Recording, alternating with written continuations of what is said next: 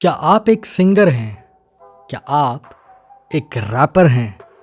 क्या आप अपना पहला गाना स्टूडियो में रिकॉर्ड करवाना चाहते हैं, लेकिन आपको ये नहीं पता कि हम किस तरीके से स्टूडियो में बात करें, किस तरीके से हम उनको अप्रोच करें, क्या प्रोसीजर होता है, क्या सब चीज़ें हैं? अगर आप इन सब चीज़ों में कन्फ्यूज़्ड हैं, तो ये वीडियो आखिर तक देखिए, आपको सारी डिटेल्स मैं दूँगा। मैं कौन? तो मैं आपको अपने बारे में बताता हूँ। Welcome to Regulus music studios. मेरा नाम है राजेश मौर्य। मैं एक सिंगर हूँ, प्रोफेशनल म्यूज़िक प्रोड्यूसर और साउंड इंजीनियर हूँ। तो अक्सर मेरे पास लोगों का मैसेज आता है कि वो कंफ्यूज्ड होते हैं कि किस तरीके से गाने बनते हैं, क्या प्रोसीजर होता है, क्योंकि उनको वीडियो में देख के लगता है कि मे बी ये माइक पे अगर कुछ गा रहे हैं तो मे बी इसी प्रोसेस में बन जाता है, लेकिन बहुत लेयर्स में काम होता है। पहले उसका म्यूज़िक रेडी होता है, फिर रिकॉर्डिंग होती है, फिर उसके बाद उसकी मिक्सिंग मास्टरिंग होती है, फिर वीडियो शूट होता है, फिर एडिट होता है, फिर उसके बाद जो आपको यूट्यूब पे दिखता है वो फाइनल कंटेंट होता है। तो हम इस वीडियो में ये डिस्कस करेंगे कि अगर आप पहली बार एक स्टूडियो को अप्रोच कर रहे हैं तो आपको क्या क्या चीज़ों का ध्यान रखना चाहिए और किस तरीके से आप एक स्टूडियो को अप्रोच कर सकते हैं। तो सबसे पहले बात आती है कॉन्टैक्ट करने की, यानी कि अगर आपने कोई भी स्टूडियो देखा गूगल पर, इंस्टाग्राम पर, फेसबुक पर, यूट्यूब पर या किसी भी जगह पर, तो आप उनको कॉन्टैक्ट करिए। आप उनसे पूछिए कि मेरे को ऐसे एक गाना बनवाना है, आप उनसे आइडिया डिस्कस कर सकते हैं।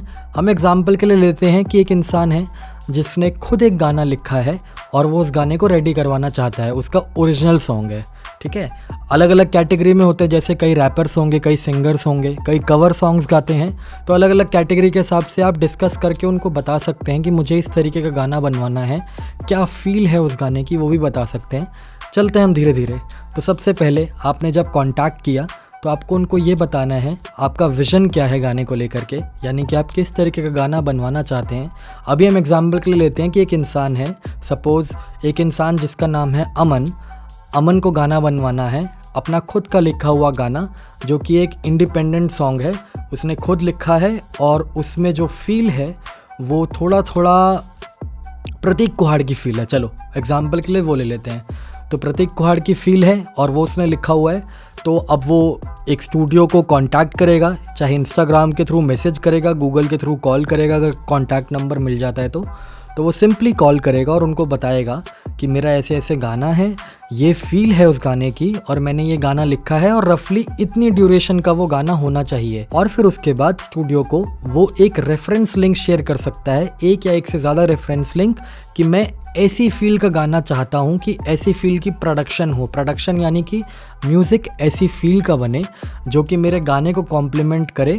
तो म्यूज़िक ऐसी फील का होना चाहिए, वो आपको बताने के लिए आपको एक रेफरेंस लिंक देना चाहिए। उससे क्या होता है कि म्यूज़िक प्रोड्यूसर के लिए ये समझना आसान हो जाता है, या स्टूडियो वालों के लिए समझना आसान हो जाता है कि किस फील का गाना चाहिए। क्योंकि अगर मैं आपको एक्सप्लेन करूं थोड़ा सा, तो म्यूज़िक जो होता है, हम एक सेंटर में होते हैं, एक सी के, और हर तरफ हर डायरेक्शन में म्यूज़िक है। हम किसी भी डायरेक्शन में जा सकते हैं और हर डायरेक्शन में म्यूज़िक है और वो गलत नहीं है, लेकिन आपको क्या चाहिए वो आपको उनको एक्सप्लेन करना पड़ेगा। तो उसके लिए आप सिंपली एक रेफरेंस लिंक शेयर कर सकते हैं।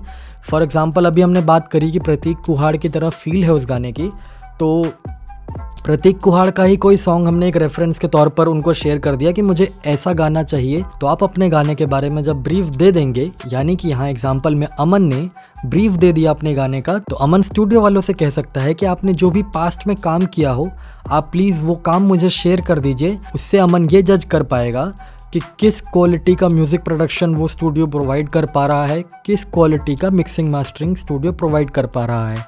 तो उसको जज करने के लिए जो भी पास्ट में उन्होंने जो भी काम किया हो पहले, चाहे वो कवर सॉन्ग्स हो, ओरिजिनल सॉन्ग्स हो, रैप सॉन्ग्स हो, किसी भी जॉनरा के हो, आप उनको सुन सकते हैं। आप उनसे बोल सकते हैं कि आप प्लीज़ हमें लिंक शेयर कर दीजिए किसी भी यूट्यूब प्लेलिस्ट का या फिर स्पॉटिफाई का या कहीं का भी, जिससे कि आप उनका प्रीवियस जो भी काम हो वो आप सुन पाओ और आप जज कर पाओ कि ये आपके गाने के साथ जस्टिस कर पाएंगे कि नहीं। अगर आपने सारे अपने गाने की डिटेल्स उनसे शेयर कर दिए हैं और अगर आपको उनका काम सही लग रहा है, आपको लग रहा है कि वो अच्छी क्वालिटी का काम आपको दे पाएंगे, तो नेक्स्ट स्टेप आता है प्राइसिंग का। तो प्राइसिंग में सिंपली आपको उनसे कोटेशन लेना है कि आपका जो आइडिया है, आप जो सोच रहे हो, उसका आपको कितना पे करना पड़ेगा स्टूडियो को। तो ये प्राइसिंग बहुत सारे फैक्टर्स पर डिपेंड करती है कि स्टूडियो की क्या एक्सपीरियंस है, क्या क्वालिटी वो डिलीवर कर रहे हैं और उनके क्या क्या एक्सपेंसेस हैं, किस तरीके से सारी चीज़ें हैं, उन सब चीज़ों पे स्टूडियो वाले प्राइसिंग जो रखते हैं वो वेरी करती है 1000-2000 से लेकर के 2-3 लाख रुपए पर ऑडियो तक। तो वो आप बात कर सकते हैं उनसे कि क्या किस तरीके की प्राइसिंग है। तो जब आप उनसे प्राइसिंग के बारे में पूछेंगे तो साथ ही साथ आप ये भी पूछ लीजिए कि अगर उनके पास कोई ऑफ़र्स हैं तो, जिससे कि आपको बेस्ट डील मिल पाए। तो आप सिंपली जब पूछेंगे प्राइसिंग का तो वो आपको डिटेल्स शेयर कर देंगे कि आपकी रिक्वायरमेंट के हिसाब से क्या प्राइस वो आपको दे पाएंगे बेस्ट। आप उसमें नेगोशिएशन कर सकते हैं, अगर वो ओके हैं तो आप डेफिनेटली डील क्लोज कर सकते हैं। एंड प्लस एक चीज़ आप और कर सकते हैं, अगर आपके पास कोई ऑलरेडी बजट है दिमाग में तो आप अपने गाने के डिटेल्स के साथ आप अपना बजट भी उन्हें शेयर कर सकते हैं। उससे क्या होगा कि मे बी हो सकता है कि आपके बजट के हिसाब से वो कुछ कस्टमाइजेशंस कर दें और आपका गाना रेडी कर पाएँ। उससे क्या होगा कि आपका गाना भी रेडी हो जाएगा एंड सेकंड थिंग आपके बजट में गाना रेडी हो जाएगा। तो आप प्राइसिंग पॉइंट पे डिस्कस कर सकते हैं सारी चीज़ें कि आपके बजट के हिसाब से भी चीज़ें हो जाएं एंड प्लस स्टूडियो वालों को जो भी वो सर्विसेज आपको दे रहे हैं उसके बदले का आप उनको पे कर पाएँ। थर्ड पॉइंट पर आता है पेमेंट टर्म्स। तो जब आपको ये पता चल गया कि आपको कितना पे करना है स्टूडियो को, तो अब आप ये समझ लीजिए उनसे कि कितना कब पे करना है। बहुत स्टूडियो में आपको एडवांस पे करना पड़ता है और बहुत स्टूडियोज़ में ऐसा होता है कि जब आप रिकॉर्डिंग करने आते हैं तब आपको पूरा कंप्लीट पेमेंट करना होता है। बहुत स्टूडियो में ऐसा होता है कि आपको प्रोडक्शन से पहले थोड़ा सा पे करना है और उसके बाद जब फाइनल गाना डिलीवर हो जाता है तब आपको पे करना होता है। तो आप ये सारी चीज़ें उनसे पूछ सकते हैं और अगर उनके पास कोई रिटर्न फॉर्म में कोई चीज़ हो तो आप उससे वो समझ सकते हैं कि उनका कितना आपको एडवांस पे करना है, कितना रिकॉर्डिंग के टाइम पे करना है, कितना फाइनल पेमेंट करना है। एंड मेक श्योर करिए कि आप हमेशा एक स्मॉल अमाउंट अपने पास होल्ड करके रखें, जो कि जब आप गाना डिलीवर हो जाए आपके पास, यानी कि जब आपके पास फाइनल डिलीवरी हो जाए उसके बाद आप उनको पे करें। उससे क्या होगा कि आपका कमांड रहेगा। वरना कई बार क्या होता है कि स्टूडियोज़ डिलीवरी से पहले सारी पेमेंट ले लेते हैं और उसके बाद आपका गाना अगर डिलीवर नहीं करेंगे टाइम पर या कोई भी प्रॉब्लम आती है, कोई रिवीजन की नीड होती है, अगर वो आपकी बात नहीं सुनेंगे तो आप फंस जाएंगे।